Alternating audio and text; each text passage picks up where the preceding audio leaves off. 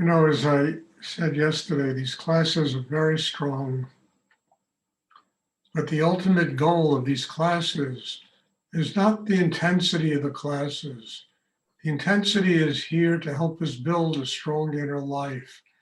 The ultimate goal is really to get strong enough inside to sustain an open heart center, to sustain love, kindness, joy, happiness. I mean, that's the ultimate goal of everything human beings strive for on this planet. Everything is supposed to lead us to a state of happiness. We're supposed to, it's supposed to be heart. That is the key to all success here, because money, marriage, relationships, the house, it's all supposed to make us happy. So the intensity of the meditation, its purpose is to build a strong chakra system so that ultimately the heart can stay open. And, we really attain a state of ananda, a state of kind of bliss that enables us to connect profoundly with higher energy in the universe. So we need the intensity, but we also need to understand that just building chi, just, getting the mind quiet, those are part of the answer. But developing and having an open heart, brings a person to what I always say, happy people are enlightened people.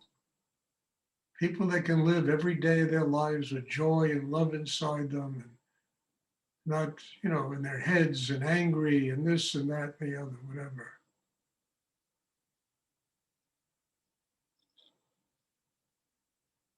Does anyone have a question I would like to ask?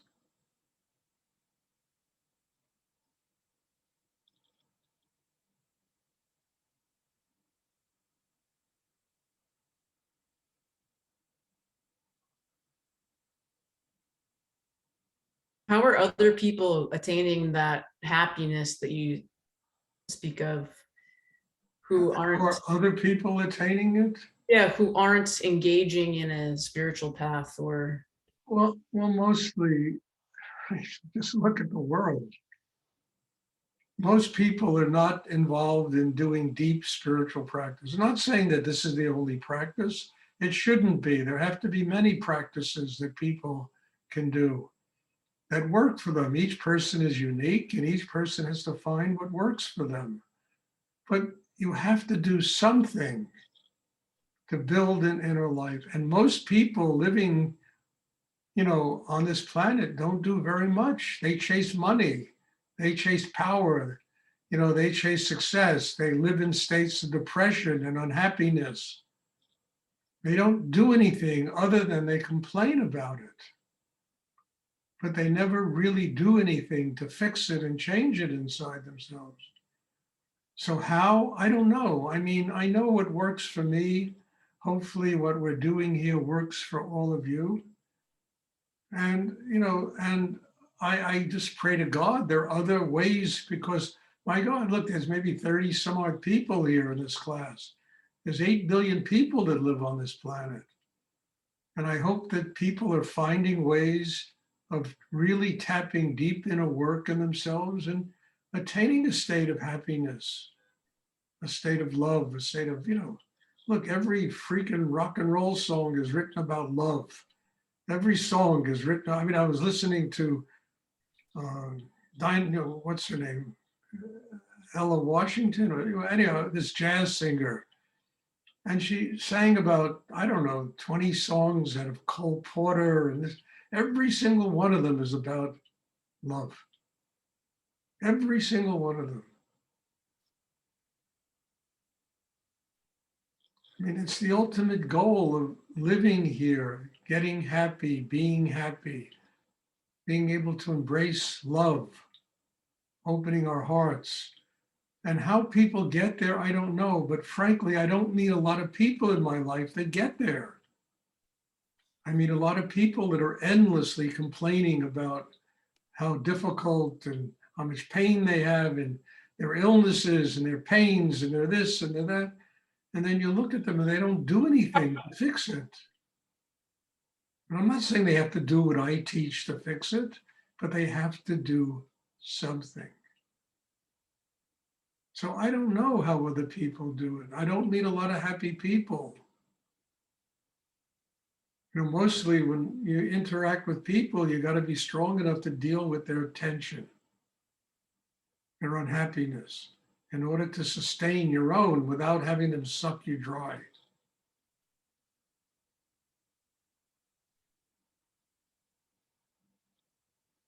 And I just pray to God that people do something, Generally, when there's enough pain in people, they begin to think about doing something. First place they usually run is to a therapist. They pay, $200 an hour for somebody to listen to them.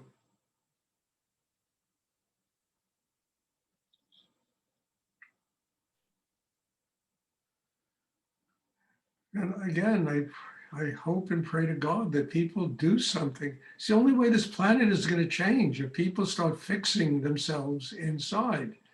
Everybody's trying to fix the external world, and they're trying to fix an illusion, a reflection of their own craziness they're trying to fix.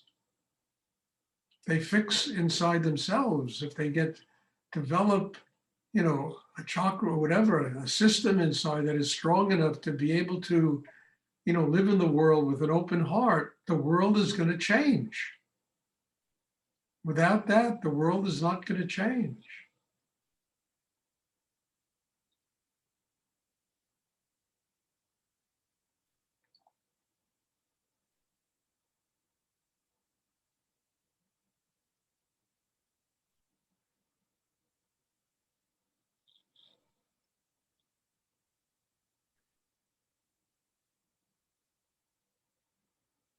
Stuart, Yes, hi. it's my name. I I start to talk, I lose it. But I love that you're emphasizing love as being perhaps the indication that the meditation is truly working for us, Yes, and yes. and that we have to do this work seems to require a lot of courage on the people who choose this path, because it seems, would you not say that things will surface that can sometimes feel a little frightening, because as you heal, you bring things to the surface. Look, Brenda, it takes a lot of guts to face reality. And if you do this meditation, you will every day of your life have to face the real you. It takes a lot of courage to do that. But what do you want? You want to face the fake you every day and kid yourself and bullshit yourself around and, pat yourself on the shoulder. And meanwhile, deep inside, there's pain. It forces you to come to terms with yourself, this meditation.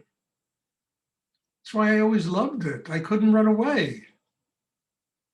Many times in my head, I thought, how long do you have to do this? This is, I probably ran away from Rudy about 100 times a week. It was so difficult to do this work. And it was only so difficult because I was constantly up against the one person who was keeping me from get to God, me. And he demanded that I confront that person and deal with that person and learn how to master that person. Yes, it's, I can understand people being afraid of that, because you have to confront the truth of exactly who and what you are. And then you have to deal with it. And you have to learn how to grow and,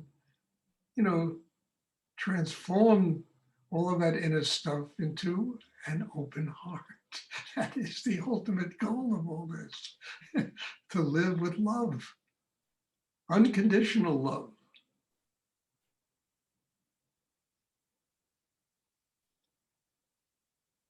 Thank you. You're welcome, dear. And don't worry, having a little fear, there's nothing wrong with that. Mostly it tells you to be more conscious. That's what it's telling you. You know, I always, use the metaphor, it's like a buoy, a bell ringing in a fog on the ocean, telling you, navigate around here because there are rocks and your ship is going to sink.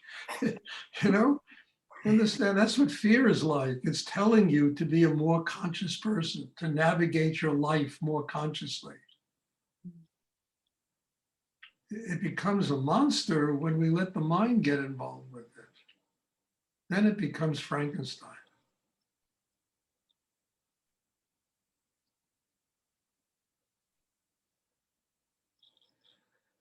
Does anyone else have a question they would like to ask?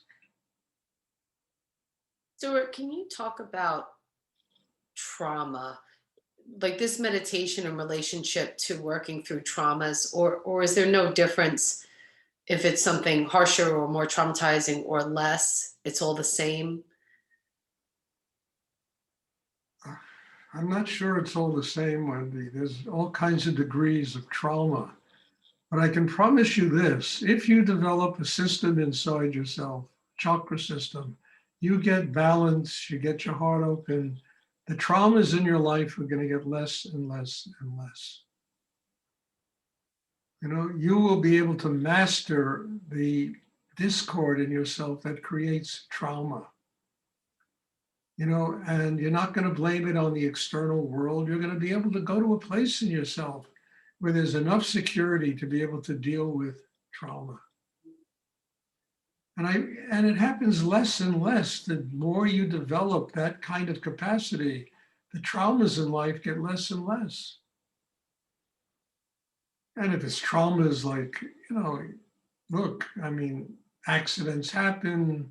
I've been in enough of them in my life to tell you that if it wasn't for this meditation, forget about it. I was in a car wreck once. I'll never forget. The car turned over and over and over. And I'll never forget, while that was going on, I put my arm around the driver and I got centered below the navel and I created like a shield for the two of us. And nobody even touched the car. And, we both got out of the car completely, whole. That was pretty traumatic experience.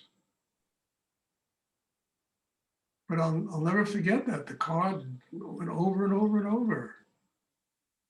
And I just went like this, and stayed centered, and just kind of bounced with the car, And I got out, and she got out, and everybody was both fine. Car was completely demolished.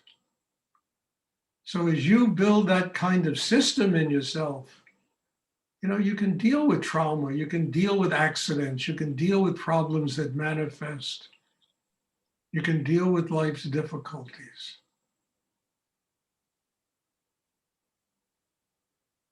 And I'm telling you, I've had traumatic experiences in my life coming out of my ears.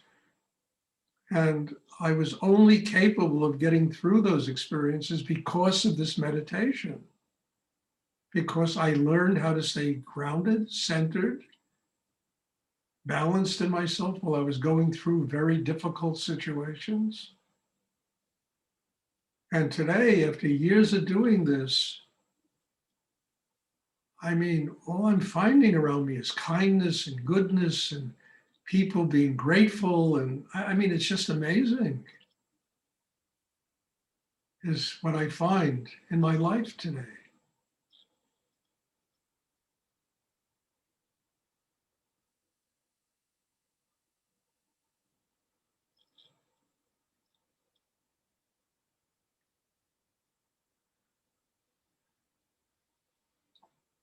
Does anyone else have a question? Thank you. You're welcome.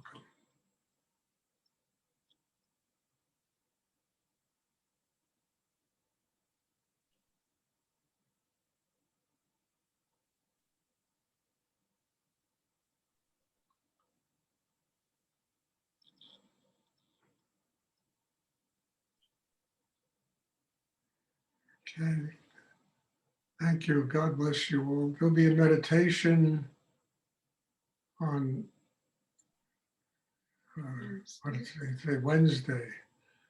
And I'm looking forward to seeing everybody. And again, in all humility, thank you. God bless you all. Your being here has so deeply affected the growth that has taken place in me in the last 2 years that I am just totally astonished and so deeply grateful for each and every person that shows up in these classes. So God bless you all. Thank you. And looking forward to seeing everybody on Wednesday. Thank you. Thank you. Thank you, Stuart. God bless you. Thank you, Stuart. Thank you, Stuart. Thank you, Stuart. You're welcome. Thank you.